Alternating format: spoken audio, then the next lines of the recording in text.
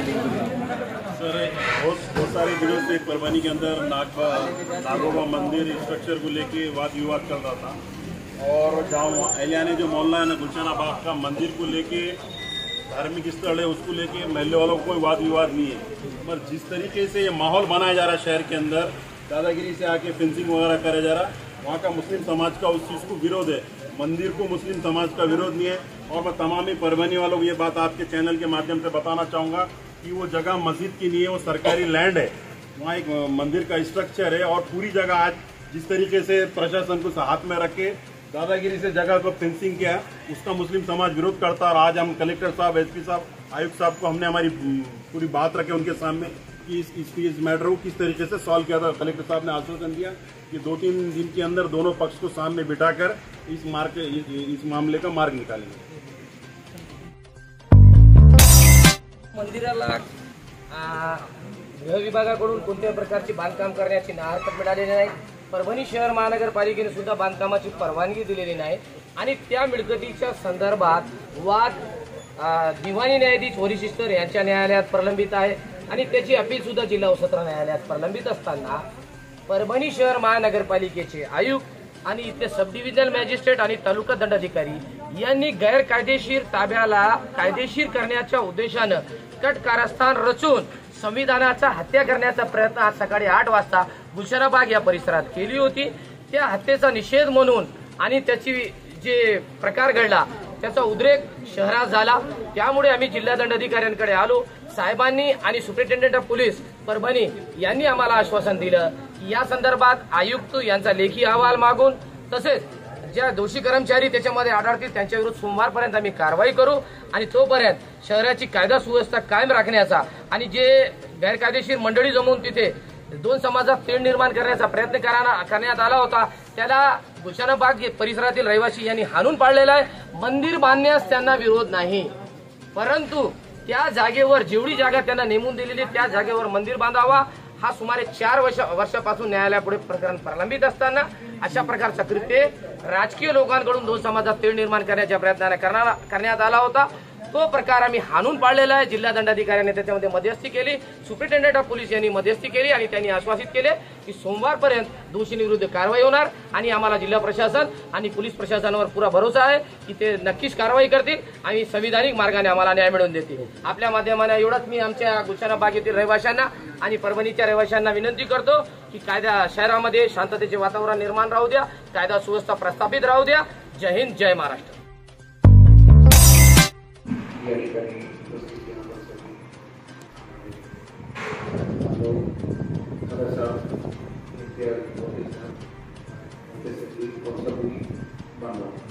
सगळ्यांना या ठिकाणी सगळ्यांचं म्हणणं ऐकलेलं आहे। आपली जी मागणी आहे कायदेशीर जरूर विचार होईल। प्रशासन या ठिकाणी तेवढ्यासाठी बसलेलं आहे, आपण ते बसलेले आलेलं आहात आणि या ठिकाणी सगळ्यांना तेच आव्हान आहे।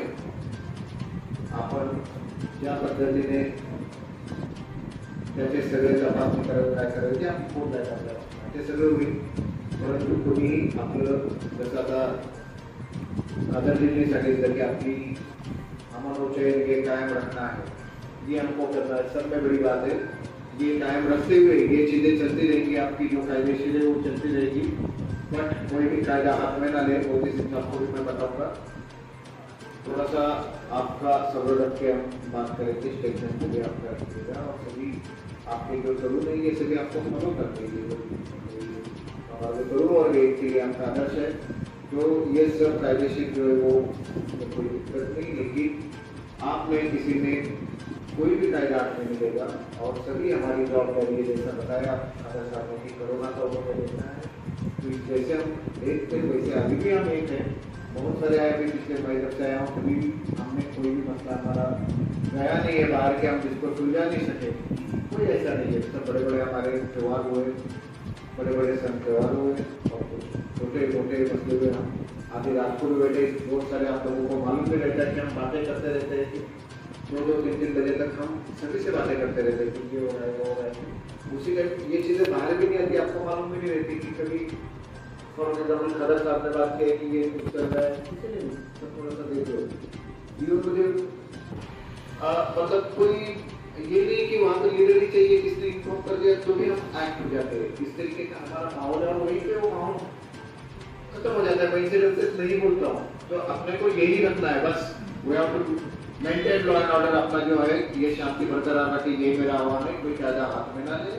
और आप सभी को यहाँ पे जो आए वाले सब प्रतिष्ठित है, ये सभी आप उनको गाइड करेंगे, ये मेरी आशा है, अपेक्षा और खातिर है। जिस तरीके से हम चलते आ रहे हैं अभी तक मेरे टेन्योर में, तो ये हम इसी तरह से जाएंगे। धन्यवाद। आणि चांगल्या पद्धतीने या ठिकाणी मांडलेला आहे। कादरजींनी आणि आपण आपल्या भावना निश्चितपणे या ठिकाणी व्यक्त केलेला आहे। झालेल्या घटनेची नक्कीच आपण माहिती घेऊ, चौकशी करू, अहवाल घेईल मी त्याचा। फक्त जसं आता एस पी साहेबांनी सांगितलं, आपल्याला कुठलाही लॉ अँड ऑर्डर खराब होईल असं वर्तन करायचं नाही आहे। आपली लिगल फाईट असेल, बाकी ॲग्रेसिव्ह फाईट असेल ती डेफिनेटली आपण चालू ठेवायची आहे, काही वाद नाही आहे। मात्र कायदा आणि सुव्यवस्था बिघडणार नाही आणि दोन समाजामध्ये विनाकारण तेढ होऊन, जसं दादाबाई बोलले की सामान्य माणूस पिसतो त्याच्यात। काही पण घटना झाली तर एक कॉमन मॅन है जिसका रोजी रोटी हर जमाता हर दिन खाता है, चाहे वो हिंदू हो, मुस्लिम हो या और कोई भी हो, उसके ऊपर ज्यादा असर होता है।